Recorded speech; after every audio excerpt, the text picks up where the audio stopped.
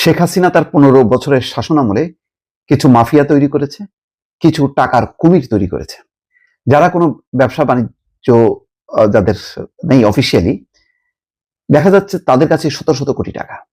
এসব টাকার তারা মালিক হয়েছেন রাজনৈতিক ছত্রছায়ায়।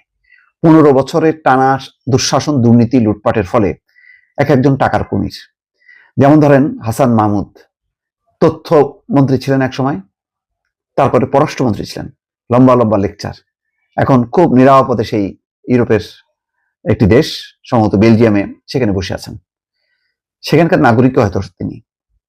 তার পরিবারের 70টি ব্যাংক অ্যাকাউন্টে 750 কোটি টাকা লেনদেন।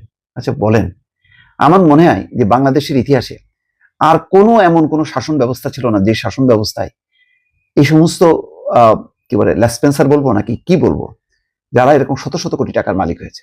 শেখ হাসিনা বহু মানুষকে তার ক্ষমতার বহু অংশ অনেককে এরকম শত শত কোটি টাকার মালিক বানিয়েছে।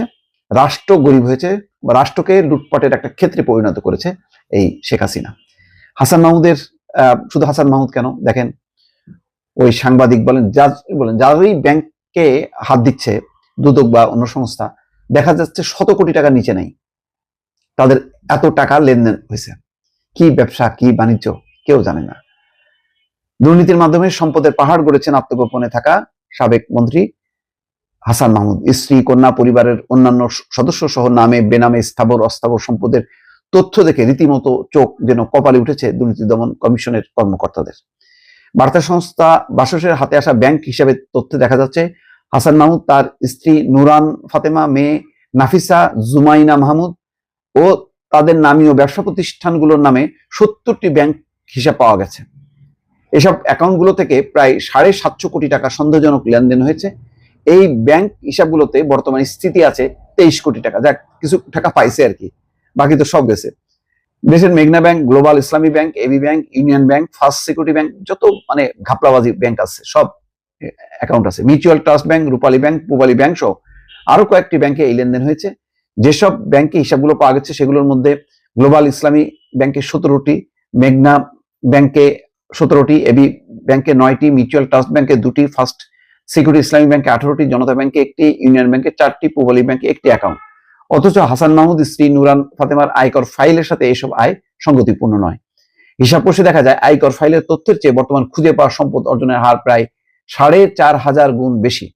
হাসান মাহমুদের স্ত্রী, মেয়ে ছাড়াও তার 2 ভাই এরশাদ মাহমুদ এবং খালেদ মাহমুদের নামেও বিপুল স্থাবর অস্থাবর সম্পদ গড়েছেন তারা।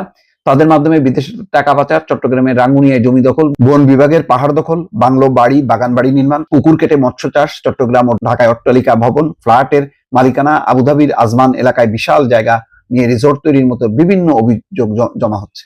দর্শক, মানে দেশে বিদেশে কত টাকা রাখবে আর দেশে, মানে তার সিংহভাগই দেশের বাইরে। এই হচ্ছে শেখ হাসিনার এক একজন মন্ত্রীদের চেহারা। এই হাসান মাহমুদ একা না, আরো কতজন যে আছে, সবগুলো হিসাব নিকাশ করে বের হওয়ার পর দেখা যাবে যে এর হলো একটা মানে কি বলবো, একটা ওই আরবের শেখরা যেমন ধন সম্পদের মালিক, এরাও মোটামুটি সেরকমই সেই পর্যায়ে, হয়তো কোনো কোনো ক্ষেত্রে তাদের থেকেও বেশি সম্পদ এদের হাতে আছে। দর্শক, ভালো থাকবেন, আল্লাহ হাফেজ।